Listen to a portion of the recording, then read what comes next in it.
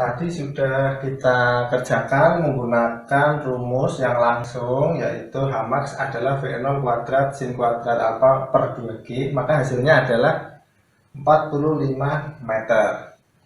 Nah, bagaimana apabila kita lupa dengan rumus tersebut? Masih ada cara. Oke, kita kerjakan di sini. Ingat-ingat tadi hasilnya adalah max-nya, ketinggiannya, maksimumnya adalah 45 meter. Kita hapus dulu.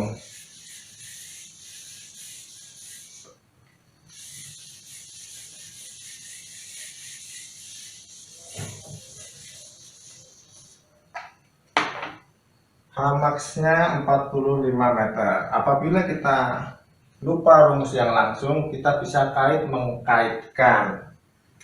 Pertama, ketinggian vertikal merupakan gerak lurus berubah beraturan, maka ketinggian tersebut adalah jarak yang ditempuh secara vertikal. Kita ingat jarak yang ditempuh di gerak lurus berubah beraturan adalah S sama dengan V0T plus setengah AT kuadrat. V0 adalah kecepatan mula-mula, A adalah percepatan, T adalah waktunya. Nah, dari sini bisa kita konversi ke gerak vertikal. S jarak yang ditempuh bisa kita menggunakan H atau ketinggiannya. Ketinggiannya adalah V0. Di sini V0-nya itu V0 linear. Kalau dibikin menjadi vertikal, maka dia adalah V0 untuk Y dikalikan T plus setengah AT kuadrat. Karena A-nya adalah percepatan gravitasi dan arahnya dia ke bawah, langsung kita bikin menjadi min setengah GT kuadrat. Nah, di sini PR kita adalah mencari V0Y dan mencari T-nya. Nah, sekarang kita ke T dulu. Waktu di sini yang dicari adalah waktu ketika benda tersebut berhenti di atas. Nah, maka ketika dia berhenti, maka VY-nya itu bernilai 0. Dia sudah nggak naik lagi. Dan dia juga bukan negatif kalau dia turun lagi. Dia nilainya 0. Kita coba dulu. VY sama dengan V0 sin alfa min GT. VY sama dengan V0 sin alfa min GT. Ini kan rumus induk yang tadi. Ini yang ingat. Nah, gimana caranya? Kita coba. VY-nya 0. Nah, kita masukkan di sini 0. 0 sama dengan V0 sin alfa min GT. Apabila pindah ruas, maka GT sama dengan V0 sin alfa T. Waktunya adalah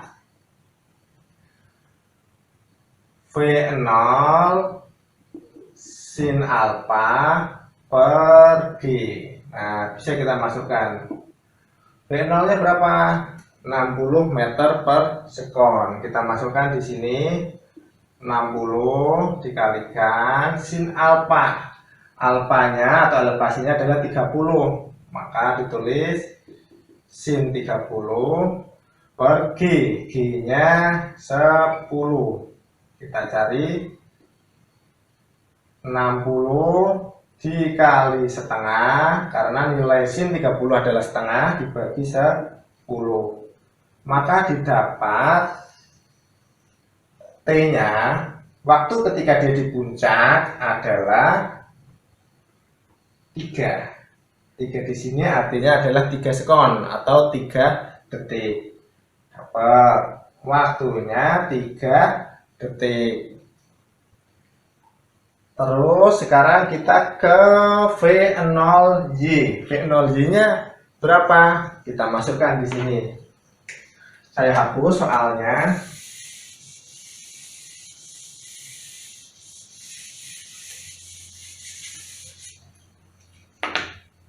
Kita cari dulu V0Y.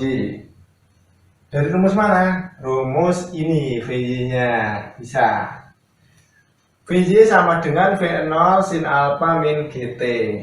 Maka ketika dia mula-mula, VY-nya mula-mula, maka T-nya adalah 0.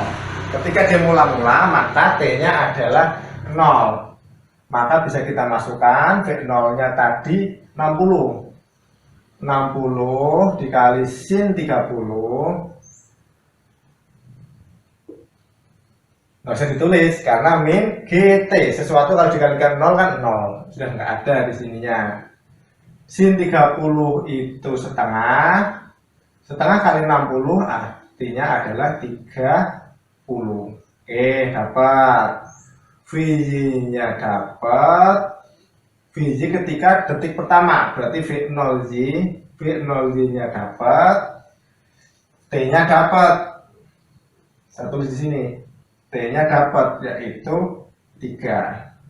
Maka dengan dua hasil ini kita bisa memasukkan ke ini, dua ini kita masukkan ke sini. Nah, H sama dengan ini, kebersamaan yang ini. Kita coba di sebelah sini.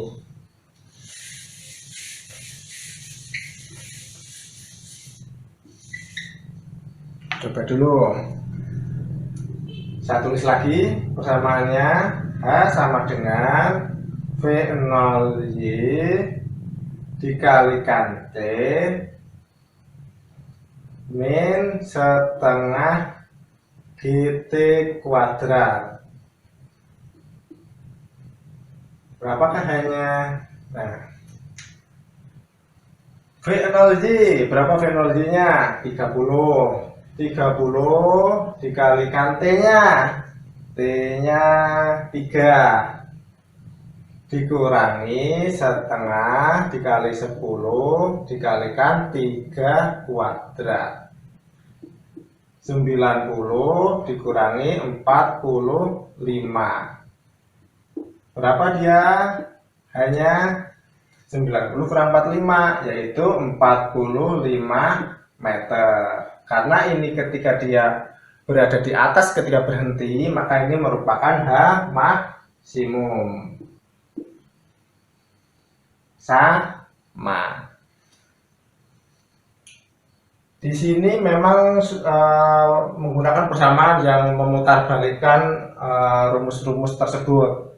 Tetapi kita bisa menggunakan cara yang ketiga. Cara yang ketiga, adik-adik pernah SMP, waktu itu ada yang namanya energi mekanik. Energi mekanik itu selalu kekal. Energi mekanik adalah energi potensial ditambah energi kinetik. Maka penjumlahan dari energi potensial dan energi kinetik tersebut harus selalu sama atau konstan. Kita bisa menggunakan yang ketiga, yaitu energi potensial ditambah energi.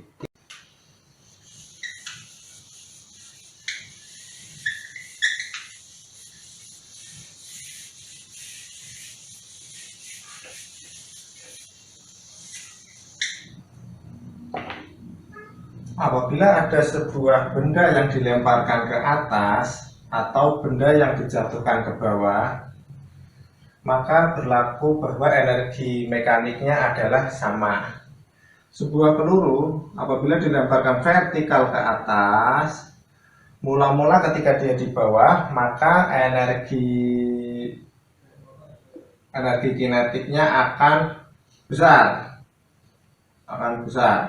Energi potensialnya akan kecil. Ketika dia mencapai titik puncak di atas, maka sedemikian rupa menjadi energi kinetiknya dia berhenti, maka energi kinetiknya kecil dan energi potensialnya akan menjadi maksimum atau besar. Dari sini maka kita dapat sebuah hubungan bahwa ketika sama-sama maksimum maka energi kinetik itu besarnya sama dengan energi potensial. Energi kinetik harus sama dengan energi potensial. Nah, energi kinetik itu persamaannya adalah setengah mv kuadrat. Sedangkan energi potensial adalah m dikali g dikalikan h. H itu adalah ketinggian, m adalah massa, g adalah percepatan gravitasi. Di sini ruas kanan dan ruas kiri mengandung yang namanya massa, sama-sama ada, maka bisa kita hilangkan, kita eliminasi. V di sini dalam konteks gerakan vertikal, maka V-nya adalah V vertikal, bukan V benda tersebut dalam gerak parabola, maka dia merupakan VY. V0Y. Maka di sini V0Y-nya tidak saya hapus karena masih bisa dipakai.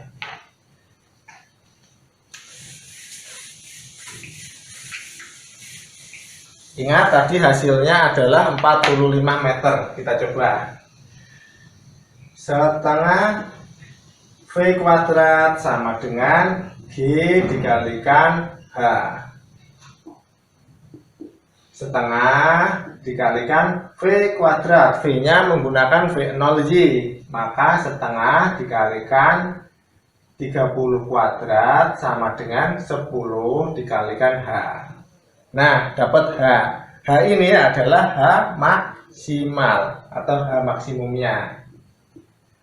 Apabila dipindahkan ruasnya, maka menjadi setengah kali 30 kuadrat per 10. 30 kuadrat adalah 900. 900 dikalikan setengah 450 dibagi 10. Ingat ya, kalau ada yang dikuadratin seperti ini tidak boleh langsung kita coret sama yang bawah, karena dia masih harus dikuadratkan dulu. Duluan kuadrat dibanding pembagian. Jadi hanya adalah 45 sama. Dengan cara 1 45, dengan cara 2 45, dengan cara yang ketiga adalah 45. Dalam bab tentang gerak parabola yang diutamakan adalah cara pertama, karena ya memang sudah ada rumusnya, sudah matang, kita tinggal menyajikan. Cara yang kedua itu apabila kita lupa rumusnya atau memang ingin untuk memanipulasi atau latihan memanipulasi rumus. Jadi tujuan utamanya bukan langsung mencari ketemunya, tetapi untuk belajar kelincahan untuk memanipulasi rumus. Untuk yang ketiga juga alternatif, apabila lupa rumus dan males untuk memanipulasi rumus, bisa menggunakan cara yang ketiga. Kalau menurut saya cara yang ketiga ini juga lumayan oke dibanding yang cara kedua. Demikian dari satu soal bisa kita kerjakan dengan 3 cara, tergantung adik-adik kapan kondisinya, bukan kapan keinginannya, tapi kapan kondisinya. Apabila ingat ya langsung, tapi kalau nggak ingat ya bisa menggunakan cara alternatif. Sekian, tetap semangat.